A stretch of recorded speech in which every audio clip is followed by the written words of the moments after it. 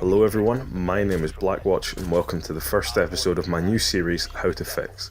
This series is going to look into the operators in Rainbow Six Siege that I feel need a little bit more help than the other ones.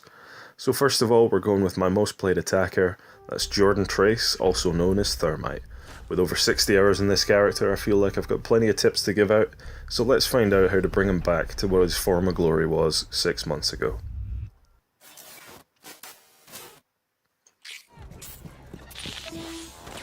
So, Thermite is a 2 armor, 2 speed attacker on the FBI. He has 2 primary weapons, the 5.56 assault rifle, which is my recommended primary, and the M1014 shotgun, which is an okay alternative.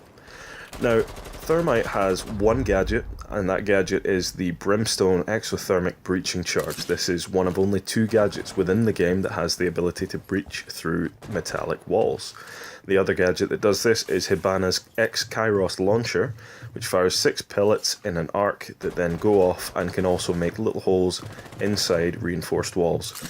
Although it can be noted that those holes aren't anywhere near as big as the ones that Thermite makes, and his voice line will let you know that. Now, back in the old days, Thermite was basically a staple pick. No one would go into a round, particularly in a ranked game, without bringing Thermite with them. He was the one guy you always needed, he was the one guy you couldn't do without, because he would always find a situation on nearly every map in the vanilla game that required a breaching charge to take out reinforced walls. It was a necessity, and it was one that, up until recently, with the Red Crow patch in Season 4, hadn't necessarily resulted in particularly varied gameplay. With only one operator choice for this particular task, it seemed a bit silly that we had to be forced to pick Thermite every single time, but that's just the way the game was. Now, with Hibana in the game, Thermite has seen a massive drop in his pick rate. He is not as versatile, his kit is overall just a little bit less useful. It doesn't have the capabilities that it used to, with his breaching charges and frag grenades both being taken away and replaced by smoke grenades and a claymore, and more recently having his smoke grenades replaced by stun grenades. His weapons as well are fairly middling, with his assault rifle having fairly low damage and quite a low rate of fire. It's an overall okay gun, but it's outshined by a lot of things, including the Type 89 assault rifle that Hibana brings to the fight, and even more so by her Bearing 9 submachine gun, which she carries as a secondary. Overall, her kit is just so much better than Thermite's, and it puts him at a disadvantage from an offensive standpoint almost immediately. At the same time though, you might be thinking, well, his gadget could make up for it surely, and hopefully he'll have some good secondary gadgets to bring with him. But that's where my first problem comes in. As you just saw there, I had to waste one of only 2 of my Brimstone charges on that hatch.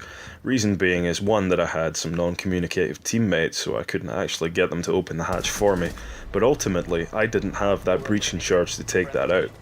Now, back when I ran Thermite in the old days, the good old days, I'd always have a breaching charge with me. And the breaching charges were there for good reason, because sometimes you're in a situation where you're on your own. If you plant that charge and you set it off and the enemies see you, there's not much of a way that you're going to be able to breach that unless it's behind a reinforced wall. But not all of the time are you going to be breaching reinforced walls. Sometimes you have hatches, sometimes you have clean walls. And if you have those situations, they've got about a 2-second window where there's a great big noise and a great big flash, and they can go, well, I don't want you to breach this wall, mate, so I'm going to take out your charge. Just as a quick side note, what I'm doing in this clip is called Bandit Baiting. Now, you got to make sure when you're playing as Thermite, you set your gadgets to advance and toggle. That means that, as you can see here, you can instantly stop deploying your gadget without losing it, particularly in this situation where if you leave it when Bandit's shocking you, that gadget is going to be destroyed and you're not going to be able to use it. So I bait him out with the initial placement, and I see that he puts down the battery, so I leave it alone. And then I saw up on the ticker that he shot someone and he was out of action for a minute, so I took that chance to put it on the right wall, the one that he hadn't done initially. I managed to get the guess right, and so now we have an open wall, and we're good to go. But back to the point in hand, his secondary gadgets are underwhelming at the moment. Without the smoke grenades, he doesn't have the utility of visual cover, but admittedly, the stun grenade is a pretty decent alternative in some situations. The Claymore, while welcome, is still a little bit underpowered compared to some of the other gadgets he had available before, because ultimately that one kill that you may be able to pull off with that Claymore still doesn't outshine the potential 2 kills you might pull off with that frag grenade, and the breaching capability that you get given with those extra breaching charges. It's those little things that add up and make Hibana just that much more of a viable pick. She's a 3-speed operator, which instantly gives her an advantage when she's offensively pushing objectives, which is one of those things that with an attacking team can sometimes give them a big advantage over slower teams with slower operators like Thermite. Now when Thermite's pushing into an objective, I never feel quite as confident as I do if I'm pushing in as Hibana. His guns aren't as good, he's a little bit slower, and that ADS time for his gun is much slower than that of the Type 89 or the Bearing submachine gun.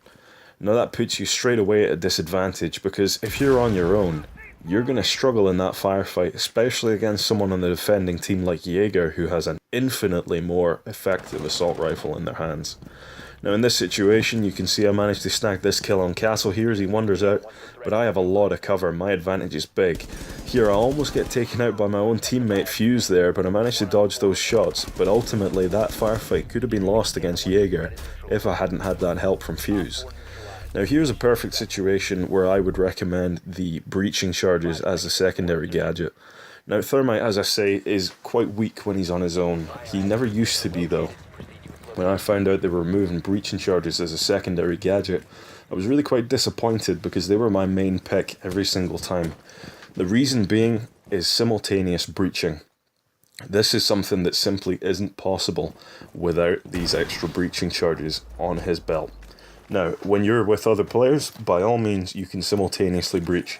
People like Ash, people like Thatcher, all these kind of players that would come with you as a Thermite can set up those breaching charges and they can pull off those maneuvers with you. But without them, you've got no chance anymore. Now, it doesn't matter how good a player you are. If you're in a situation where you're in a room and you have 2 breach points and you don't know which one is where the enemy is and which one is nothing, you're probably going to be stuck, and 9 times out of 10, you're probably going to be flustered enough that you're going to lose. That just isn't achievable anymore with Thermite. Before, he could set up his exocharge and leave it there. He'd just wait, and the enemy might know that it's there, but there's not really much they can do about it. That's a reinforced wall. And then you move to another soft wall, you set up a regular breaching charge, you wait for a little minute, and then all of a sudden, your exocharge is going off. Their eyes are drawn to the reinforced wall.